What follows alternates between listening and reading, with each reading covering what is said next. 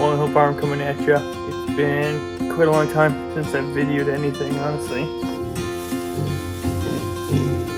What's that?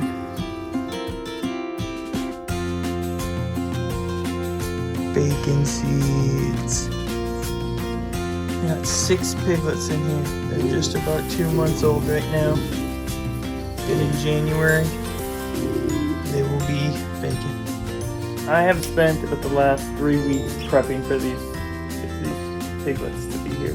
We had a lot of hiccups during those 3 weeks, mainly illness. Our well at the farm here is contaminated, and we have not treated our well the entire time we've lived here. It's just not something we thought we needed to do. The water test when we bought the house was good. We never did any research outside of that, and that's our fault. Pretty big mistake on our end, because apparently somehow it was contaminated with some type of bacteria that made me very, very, very sick. Thankfully I didn't have to go to the hospital or do anything like that, but I was down for almost 2 weeks and we had to cancel a lot of plans. We didn't get to travel how we wanted to. We didn't get to finish any of the work we wanted to finish. Primarily on the farm here is so this whole pen needed to be cleaned out. Look at the jungle in which the pig small lot is right now. So the small lot, which is, you can't even tell, but it connects to the large lot, which is right behind here. And maybe I can give you a better visual here, because what I needed also to do is create this loading bay right here. This is not done yet. It needs to get done in the next couple days while they acclimate. So they're in the piglet pen right now. They're gonna be in there for like 3 to 5 days. I really like to keep them in there so I can keep an eye on them when they first arrive, to make sure that they're not having any like acclimation issues, like making sure they're drinking water, that they're eating. I can kind of identify all of them and make sure nobody's limping or coughing or sneezing or any sickness, anything like that. Just helps me keep an eye on them, because when I turn them loose into here, like I say, this like jungle, while they're rooting it and everything, it's much harder to keep an eye on who's who and what's doing what and who's not eating, that kind of stuff. Who's bossing who around. But so for the next 3 to 5 days, they're going to stay in that piglet pen, which give me an opportunity to finish this loading area right here. So as you can see, we have this concrete pad here, and it goes, kind of gets lost over here, and it's kind of falling away down under here. But I had my dad over here, and we were able to scrape all of this out and clean it up. And what we did was then run a fence line this way, because if you remember, what used to happen is that the fence line used to come from this pole here and run diagonal up to the corner of the building there, up through this kind of, really hinky situation here. And we put like I had put this concrete block there to kind of block them, and the fence kind of ran right along there. You can kind of see the line. It like goes right along here, and it would go and it would attach right there at the side, right? And that wasn't very good. Jessica was not happy with that. It could be pushed out really easily, and actually that was a choke point where they would escape in that corner. And that's all pinned up really tight now. But now we also have some more space right here, more fortification here. There's only 1 T-post, now we've got 2 plus a 6-inch round, plus another T-post here. And what I'm going to do next is what I did here. So what I did here, which I really like, is I took a 4x4 and I used the wrong stuff on the ground, this gap filler. I meant to buy adhesive that I used in the goat run, but the gap filler, whatever, it is what it is. It doesn't really need to be adhered, because what I did was I drilled 1/2-inch holes into the board, 4x4 through to the concrete, and then I rammed a rebar through there. And so it's not going to go anywhere. We're in there really tight. I did that there, and I really like that, and tied it into this post here. There's 4x6s that the gate is on, and they're buried about 32 inches. And so then I tacked this up here.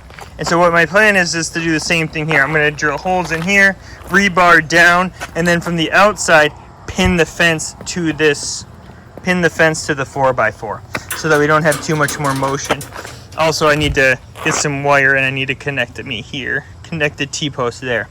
But that'll really fortify it there. Then my other thing that I need to do is I have some more 4x4s, I'm gonna put them down here too, so that they can't escape that bottom, because they could get out of that right now.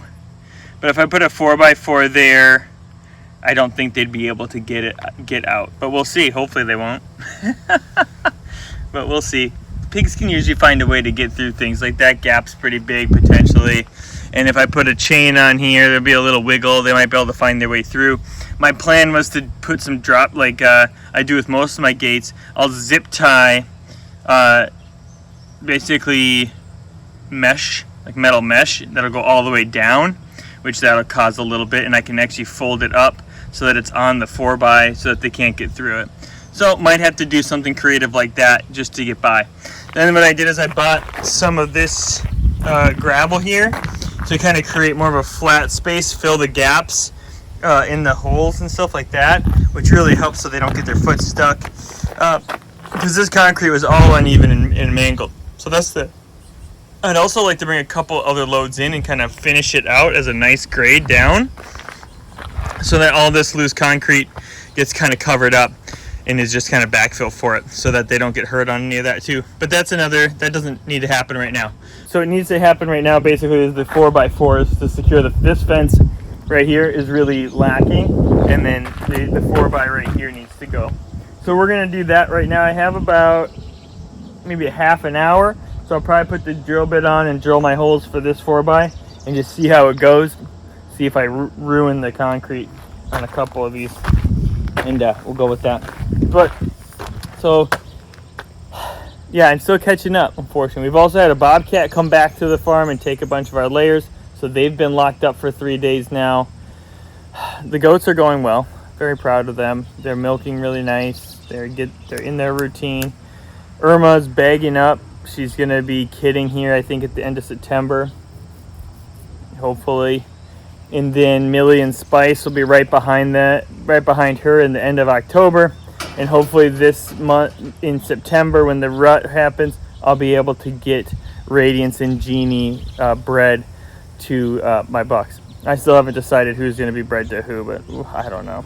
And I haven't even decided if I want to do September, because that puts me into January kidding, which, if you've ever been in western Wisconsin in the winter, it is the worst.